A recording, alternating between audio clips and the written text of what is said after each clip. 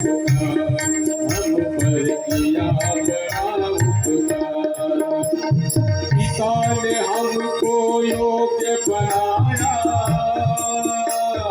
कमा कमा कर अन्न खिलाया, कमा कमा कर अन्न खिलाया, कमा कमा कर अन्न खिलाया।